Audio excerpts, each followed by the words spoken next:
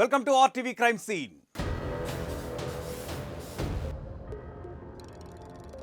పెద్దల్ని ఎదిరించి ప్రేమించి మరీ పెళ్లి చేసుకుంది. 6 ఏళ్లుగా భర్తతో హ్యాపీగా జీవిస్తోంది. ఆ ప్రేమ జంటకు గుర్తుగా ఓ బాబు కూడా పుట్టాడు. ఇంతవరకు బాగానే ఉంది. ఇక కట్ చేస్తే బాబుని తీసుకుని ఆయిల్ ప్యాకెట్ కోసం వెళ్ళిన ఆ వివాహిత ఇక తిరిగి రానే లేదు. మరి ఆమె ఎక్కడికి వెళ్ళింది? ఆ బాబు ఏమయ్యాడు? మంచిర్యాలలో కలకలం రేపిన ఈ స్టోరీ ఏంటో ఒకసారి చూద్దాం.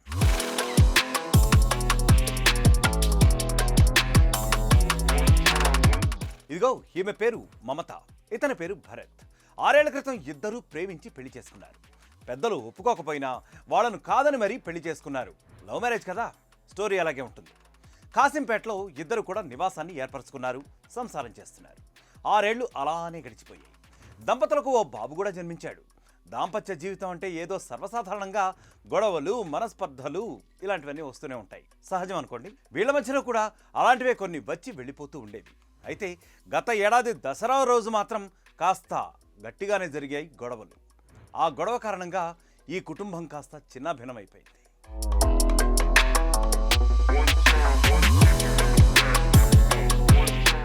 దసరా రోజు జరిగిన గొడవ కారణంగా కోపంలో బాబుని తీసుకుని మమత ఇంట్లో నుంచి వెళ్ళిపోయింది. ఆమె కోసం భరత్ చాలా చోట్ల గాలించాడు. బంధువుల ఇంట్లో తన తమ్ముడితో కలిసి ఉన్నట్లు చివరికి అతనికి తెలిసింది. సర్లే, కోపం తగ్గాక తనే వస్తుందిలే అనుకుని భరత్ అలా వదిలేశాడు. అలా చూస్తూ ఉండగానే 4 నెలలు గడిచిపోయాయి. భార్యాభర్తలిద్దరూ దూరంగానే ఉంటున్నారు. ఇద్దరు ఒక్కటంటే ఒక్కసారి కూడా మాట్లాడుకోలేదు. ఈ క్రమంలో ఈ నెల 25వ తేదీన ఆయిల్ ప్యాకెట్ తీసుకొస్తానని బాబుని తీసుకుని బయటికి వెళ్ళింది మమత. మళ్ళీ ఇక తిరిగి రానేలేదు. దీంతో కొంతసేపు ఎదురు చూశాడు తమ్ముడు. ఇంటికి వచ్చాడు, చుట్టుపక్కల కూడా వాకపు చేశాడు. ఎక్కడ ఆమె కనిపించలేదు. దీంతో కంగారు పడ్డాడు. తన కుటుంబ సభ్యులకు కూడా ఆమె గురించి సమాచారం చేరవేశాడు. వెంటనే భరత్కు, అంటే ఆమె హస్బెండ్ ఎవరైతే ఉన్నారో అతనికి కూడా ఫోన్ చేసి అక్క ఏమైనా వచ్చిందా బావా అంటూ ఆరా తీశాడు.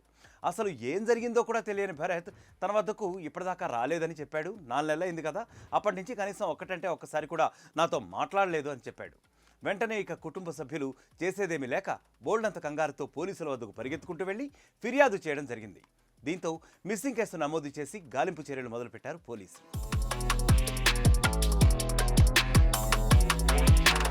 అయితే కరీంనగర్ జిల్లా గంగాధర మండలం కురిక్యాల ఎస్ఆర్ఎస్పీ కాలువ సమీపంలో ఓ మహిళ డెడ్ బాడీని పోలీసులు గుర్తించడం జరిగింది. మహిళ ముఖం గుర్తుపట్ట రాకుండా బండరాళ్లతో చిదిమేసి కొట్టి దారుణంగా మెడకు తాడు బిగించి హత్య చేసిన ఆనవాళ్లు కూడా ఉన్నాయి. దీంతో సమీపంలోని మిస్సింగ్ కేసులు ఏమైనా ఉన్నాయని సర్వసాధారణంగానే పోలీసులు ఆరా తీస్తూ ఉంటారు కదా, అలా ఆరా తీశారు. కేస్ టు కేస్ మ్యాచ్ చేసుకున్నారు. అప్పుడు మమత విషయం బయటపడింది.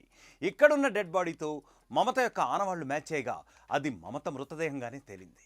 ఒక గుర్తు తెలియని శవం కరీంనగర్ జిల్లా గంగాధర మండలం కురికాల కాలువ పక్కన కొన్ని ముఖం పైన గాయాలయ్యాయి.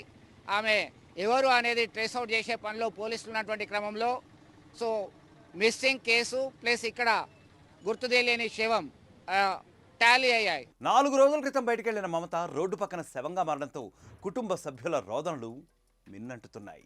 వారందరూ కూడా కన్నీరు మున్నీరవుతున్నారు. అసలు ఆమెను ఎవరు చంపారు, అంత అవసరమే వచ్చింది, అసలు ఎందుకు చంపారంటూ ఇప్పుడు ఆవేదన వ్యక్తం చేస్తున్నారు. ఈ Mamata dead body unknown dead బాడీగా ట్రేస్ అవుట్ చేసిన తర్వాత మమతగా గుర్తించడం జరిగింది. ఆ తర్వాత ధృవ, ఈ భరత్ మమతల కుమారుడు ధృవ ఎక్కడున్నాడు, ఎక్కడ మిస్ అయ్యాడు అనేది మిస్టరీగా మారింది. పోలీసుల విచారణలో తేలాల్సినటువంటి అవసరం ఉంది. ఇక్కడ మరొక ట్విస్ట్ ఏంటంటే మమతతో పాటు వెళ్ళిన అతని కుమారుడి జాడ ఇప్పటి వరకు తెలియలేదు. మరి ఆ చిన్నబాబు ఎక్కడున్నాడు, అతనైనా కనీసం ప్రాణాలతో మిగిలాడా అన్న విషయం అందరినీ కూడా మరింత భయపెడుతోంది. ఇక దీంతో రంగంలోకి దిగిన పోలీసులు మమత ఇంటి నుంచి బయటికి వెళ్ళిన సమయంలో సీసీ ఫుటేజ్లు ఏవైతే ఉన్నాయో అవన్నీ కూడా పరిశీలించడం జరిగింది. అక్కడ మరో ఇంట్రెస్టింగ్ సీన్ కూడా పోలీసులు కరెక్ట్గా ఇక్కడే గుర్తించారు. మమత బాబుని తీసుకుని ఫోన్ మాట్లాడుతూ చాలా నవ్వుతూ, అంటే ఒక రకమైన సాధారణమైనటువంటి జెస్చర్స్తోనే కారులోకి ఎక్కిన దృశ్యాలు కూడా పోలీసులు గమనించడం జరిగింది. మమత కారులోకి వెళ్తున్న దృశ్యాలను చూస్తుంటే వాళ్ళు పక్కాగా ఆమెకు తెలిసిన వాళ్లే అయి ఉంటారని భావిస్తున్నారు ఇప్పుడు పోలీసులు. కారులో తీసుకెళ్లిన వారే మమతను హత్య చేశారా, వాళ్లే బాబును తీసుకెళ్లారా, ఇంకా బాబుని ఏమైనా చేశారా అన్న కోణాల్లో కూడా పోలీసులు ఇప్పుడు దర్యాప్తు చేస్తున్నారు. ప్యాకెట్కి వెళ్తే ఎందుకు అంత హుషారుగా వెళ్తారు, ఫోన్ మాట్లాడుకుంటా ఎందుకు కారు తీసి ఫాస్ట్గా ఎక్కడం కానీ వాళ్ళెవరో తెలిసిన వాళ్ళు కావచ్చు అని అనిపిస్తుంది. దగ్గర వాళ్ళే ప్లాన్ వేసి చేసినట్టు అనిపిస్తుంది. అది మంచిర్యాల వల్ల, కరీంనగర్ వల్ల, గోదావరిఖని వల్ల, పెద్దపల్లి వల్ల తెలియదు. ప్రేమించి పెళ్లి చేసుకున్న ఆ మహిళ అటు భర్తకు ఇటు ఇంట్లో వాళ్లకు కూడా చెప్పకుండా అసలు ఎక్కడికి వెళ్ళింది అన్నది ఇప్పుడు మిస్టరీగా మారింది. వారి కుటుంబ సభ్యుల్ని మరింత ఆందోళన చెందిస్తోంది. అలాగే వాళ్ళ బాబు ఇప్పుడు అసలు ఎక్కడున్నాడు అనేది సస్పెన్స్ థ్రిల్లర్గా మారింది. చూద్దాం ఈ కేసులో ఇంకా ఎలాంటి విషయాలు బయటకు వస్తాయో. సో ఈ కేసు గురించి మరింత సమాచారం ఎప్పటికప్పుడు అందించే ప్రయత్నం చేస్తాం. Until then stay clicked on RTV crime.